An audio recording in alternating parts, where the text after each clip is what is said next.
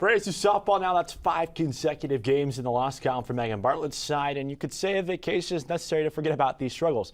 Los Angeles is a great destination this time of year, but not if you're a college softball team, because that's where the second-ranked team in the country resides, the UCLA Bruins. The Sun Devils won't be able to relax at all this weekend against UCLA as they come into the series as heavy underdogs. To help us dissect this matchup, we've got our tag team of softball reporters ready to roll, and we'll start with Grace Johnson on UCLA's powerful offense. Thank you so much, Peyton. Continuing this trend of new kids on the block, recent performances from kicker Carter Brown has made it hard for ASU fans to not be loving the Texas special teamer.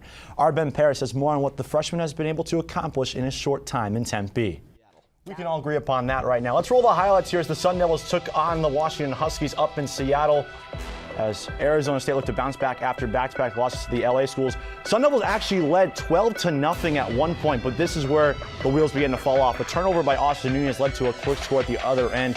This was all part of a run in which Washington scored ASU 23-4 down the stretch in that first half. Here you see a Desmond Cambridge layup to make it 32-20 at the half, but it was a rough stretch run in that first half for ASU. They closed the first half just making 2 of their last 23 shots.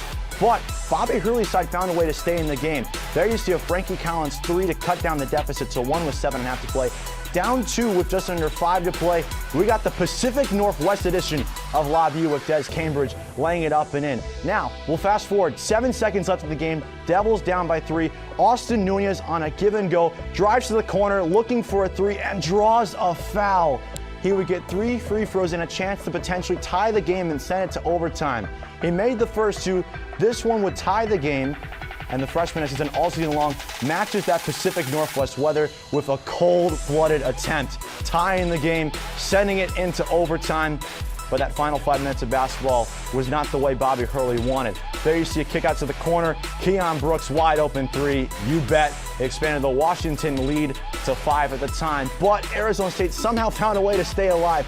Down 3, 6 seconds to go. Frankie Collins with a desperation 3. No good, but it goes out of bounds off of Washington Huskies. So ASU, with 9/10 of a second remaining, had a chance to tie the game. They turned to Des Cambridge, as they have all season long, but is trying for a tying shot was all air. Washington won the race. They won the game in overtime and sent ASU to 6-4 in conference play. So it's 3 straight defeats now for ASU, and after a rough performance on the road last night, Sammy Newt is here to help us dissect that Sun Devil trip to Seattle. And Sammy, let's just rip the Band-Aid right off.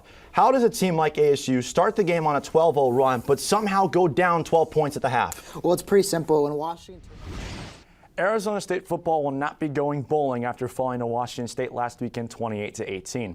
This marks the first time since 2016 that the team will not be participating in bowl season. Now, that does exclude the 2020 season, in which the team went 2-2 and was actually eligible for a bowl game, but elected to opt out of it due to the global pandemic that was going on at the time. This week gave everyone a chance to look back on the missed opportunities along the way that led ASU football to the point they currently sit at. Let's start with this season. After keeping it close with then 11th ranked Oklahoma State, her Medward side came back home as 20-plus point favorites against Eastern Michigan. And, well, you know what happened next. Her Medwards was out the next day, Sean Aguano in. And when Aguano took over with a record of 1-2, time was still on ASU's side to turn things around. They upset Washington at home, but 2 weeks later proceeded to not allow a touchdown against Stanford and still lose the game. They were only down 6 points late fourth quarter against UCLA, but couldn't complete the comeback. If one or perhaps both of these results are different, it's a completely different situation for Arizona State right now. But yet, Sun Devil fans are used to this feeling.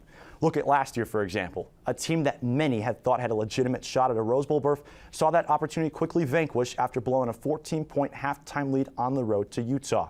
This has become an unfortunate theme for the Sun Devil football program. However, with 2 games remaining this season, there's still an opportunity to finish strong. A chance to upset a second-ranked team plus capture the Territorial Cup for the 6th straight year is still there. But nonetheless, while you're watching other Pac-12 schools participate in their postseason festivities, Arizona State will be in the midst of a head coaching search, a hunt which promises to bring an exciting and innovative mind to Tempe next fall.